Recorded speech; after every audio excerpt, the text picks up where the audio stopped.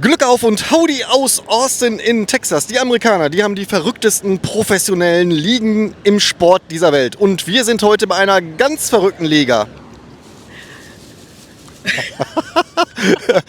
Was das ist, seht ihr jetzt sofort nach dem unfassbar guten Lied von den Achtermeyers. Viel Spaß bei diesem Video.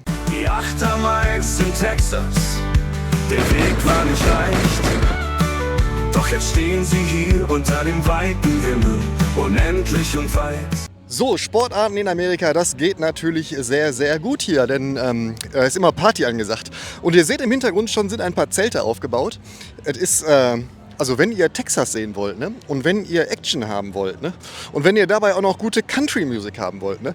Dann gehen wir natürlich zu den Austin Gamblers und das ist Professional Bullriding. Ja, jetzt werdet ihr sagen, was ein Quatsch, ey. Aber es geht tatsächlich um. Es gibt irgendwie 12 Mannschaften in dieser Professional Bullriding Liga. Und heute ist Heimspiel, wenn man das so nennen darf. Heimritt. Ist Heimritt.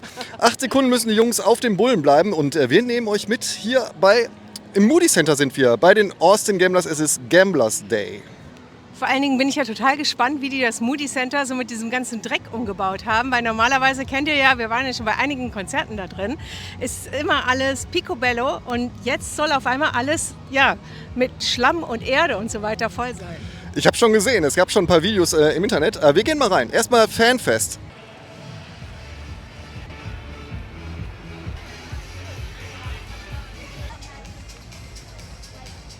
Und was natürlich dazu gehört, ist Merchandise. Ihr seht, wir sind schon hier voll ausgestattet mit Mütze und T-Shirt. Das gehört einfach dazu. Ne? Also jede amerikanische Sportveranstaltung gibt es immer Merchandise der Mannschaft. Gibt es in Deutschland ja auch, oder? Ja, total. Also wer kennt es nicht irgendwie?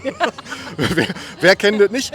So, und wir gehen rein jetzt gleich, weil das ist doch affenheiß. Ne? Wie viel Grad haben wir?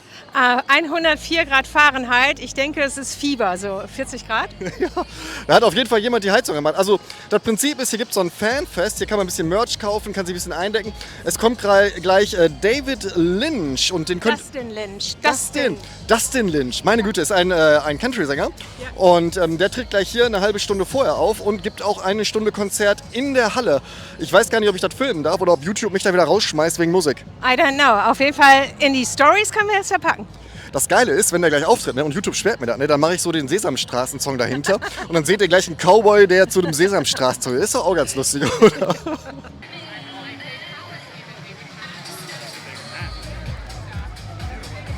Und wenn ihr euch fragt, ne, ob die in Austin wirklich alle mit Cowboyhüten rumrennen, ne, dann zählt ihr jetzt mal bitte mit. Und wer über 4-stellig ist, der kriegt von mir ein kleines Geschenk.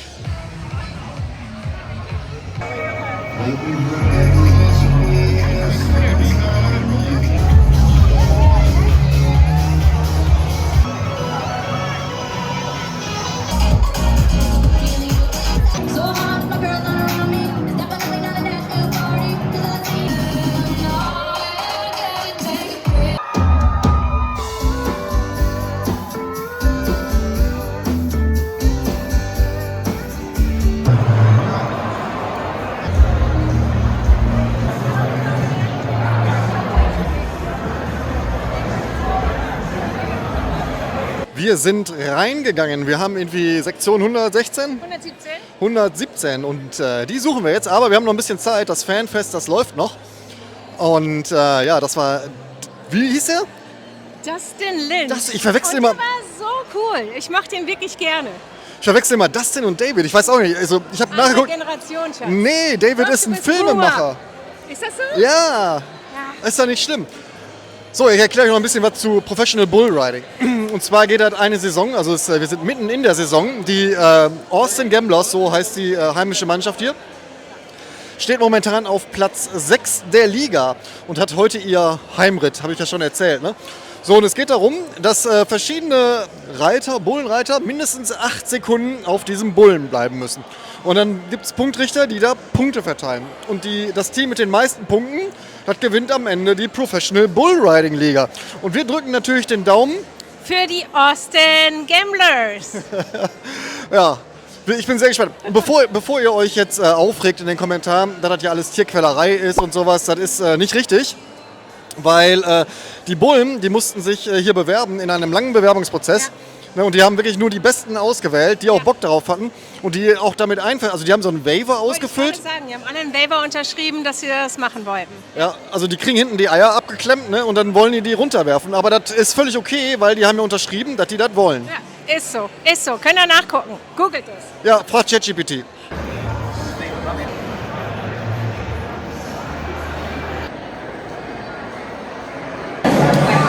Ich habe gerade übrigens was ganz Verrücktes gesehen. Ne? Und zwar war da gerade ein Mann, der hat White Claw getrunken und die Frau, die hat Bier getrunken. Das ist doch verrückt, oder? Wie kann man denn so was machen? Alter, das ist total gefährlich. Und heute ist auch der erste Tag, wo ich tatsächlich Industrieplörre trinke, weil die wollen hier für das Draft-Bier, also für das gute Bier, fast $20 das Glas haben. Und das meine ich. Dann trinke ich halt mal ein Bud Light. Das ist ja auch wie Wasser. Super cool, super cool. Ich habe gerade hier so eine Hot Sauce bekommen da vorne und sie sagte, ich soll das bitte in die Limonade packen mit Wodka oder Tequila, das wäre ihr absoluter Favorit. Also Hot Sauce, ich werde es mal ausprobieren. Es gibt natürlich auch was zu essen hier drin, zum Beispiel Stubbs Barbecue, das ist ein relativ bekanntes Barbecue hier in Austin. Die verkaufen auch die Soßen hier im H-E-B. Und ich habe mal geguckt, also so ein Pulled Pork Burger oder Sliced Brisket Burger kostet $15. Das geht eigentlich, weil ich habe gerade einen Tequila gesehen, da war ein Tequila-Stand und da kostete das kleine Shotglas $34. Was? What the heck, ey, was ist denn los hier? Was ist denn mit euch Amis? Also wirklich, mal wieder neu, das ist irre, oder? Das ist crazy. Wahnsinn. Also Industrieplörre steht da dran.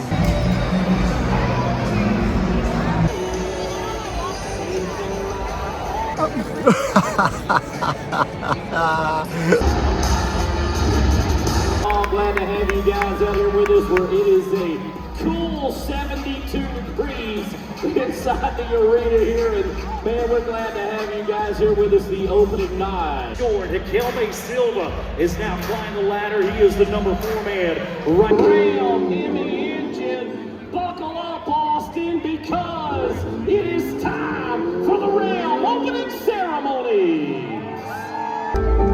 Austin, Texas. Are you ready?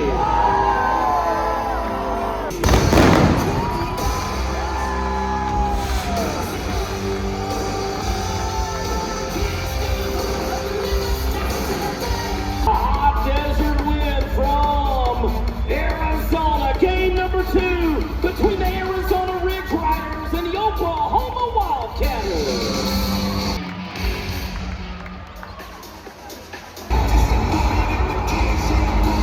Number 2 will be one to watch. The Oklahoma Wildcatters going head-to-head with the Arizona Ridge Riders, but everything is going to start. Game number. Und während wir uns den ersten Ritt hier mal gemeinsam angucken, vielleicht noch ein paar Worte zu mir. Also ich weiß, dass Bullriding sehr kontrovers diskutiert wird. Ihr habt ja gesehen, ich kriege schon die ersten Kommentare. Gestern ging ein Short auf Instagram und Facebook live. Und natürlich gibt es dann Damen, die sich dann da aufregen, dass es Tierquälerei ist. Dass es den Bullen nicht gut tut, da brauchen wir uns gar nicht drüber unterhalten. Das ist klar, dass es den Bullen nicht gut tut. Aber es gehört einfach auch zu Texas dazu. Genau wie die Rodeos hier. Und genau das ist das, was die Touristen ja auch eigentlich sehen wollen hier. Gut, jetzt sind wir hier bei einem Professional Bullriding. Das heißt, die Atmosphäre ist anders, die Stimmung ist anders. Hier ist wirklich alles auf Kommerz ausgerichtet. Aber jetzt mal ehrlich, ne, wenn ihr nach Texas kommt und ihr schreibt uns, wo denn die nächsten Rodeos sind, ne, dann kann ich nicht verstehen, wie man sich über Bullenreiten aufregt. Aber das ist ein anderes Thema. Ich will euch einmal kurz erklären, wie die Regeln sind. Ich glaube, das ist wichtig zu verstehen, während wir uns gemeinsam hier im Hintergrund die Jungs angucken, die Bullen denn auch reiten. Also, das Ziel ist, du musst 8 Sekunden auf diesem Bullen bleiben. Und ihr seht da hinten die Uhr, der hat jetzt 4,67 Sekunden geschafft. Und gibt halt keine Punkte. Also die Punkte gibt es nur, wer 8 Sekunden auf dem Bullen bleibt. Und es gibt noch so ein paar Randregeln. Eine Regel ist zum Beispiel, dass die freie Hand, die ihr da immer seht, die in der Luft schwingt, die darf weder den eigenen Körper noch den Bullen berühren. Wenn das so ist, wird man disqualifiziert. Und was uns wirklich erstaunt hat, ist, es gibt sogar hier einen Videobeweis. Das heißt, wenn man nicht sicher ist, ob die Hand tatsächlich am Knie oder am Bullen war, dann gibt es einen Videobeweis. Der Videoschiedsrichter guckt sich das nochmal an und sagt ja oder nein. Wenn die die Hand berührt hat, ist er disqualifiziert und der andere gewinnt den Ritt. So, und das ist immer so, 2 Mannschaften kämpfen immer gegeneinander, immer 5 Reiter. 5 Bullenreiter. Es gibt insgesamt 10 Mannschaften. Ich habe hier vorne gesagt, dass es 12 gibt, aber es gibt nur 10 Mannschaften hier. Und die Mannschaft mit den höchsten Punkten, die gewinnt. Und am Ende der Saison wird halt in Las Vegas, wo auch sonst, in Las Vegas in der großen Arena das große Finale ausgetragen. Ja, die Show ist riesig und es lohnt sich auf jeden Fall mal da vorbeizugehen.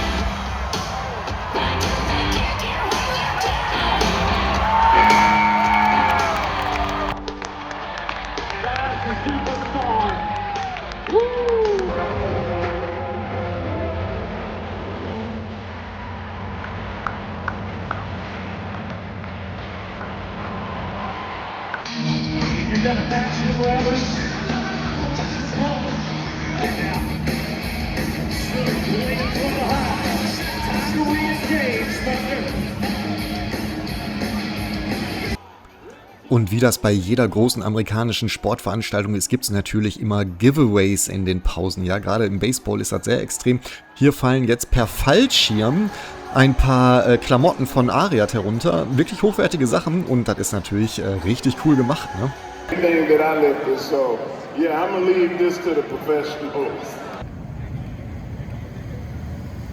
Wir verlassen die Veranstaltung, wir haben genug Bullen gesehen, oder? Ja, aber es war so cool, wirklich. Aber es ist erstaunlich, wie wenig die 8 Sekunden geschafft haben. Ja, ich glaube, das ist auch nicht einfach, ne? Die 8 Sekunden da auf so einem Ding zu bleiben. Wir nehmen euch mit in den Garten, weil es ist jetzt ein bisschen dunkel geworden und lassen den ganzen Abend nochmal Revue passieren, oder? Ja, würde ich auch sagen. Dann können wir nämlich unseren Senf dazugeben. Und ja, ich weiß nicht, ob wir sogar einer Meinung sein würden. Ich bin immer die Meinung, die du hast. Also, Kinders. Seit wann? Es ist jetzt schon ein bisschen spät, darum verzichten wir jetzt darauf, die große Review zu machen in der Nacht. Wir hauen uns morgen in den Garten. Morgen soll wieder gutes Wetter werden, das ist total selten hier. Und dann quasseln wir über das, was wir jetzt hier zusammen gesehen haben. Meine Güte, und ich habe kein Bier getrunken, ne? Also, bis gleich.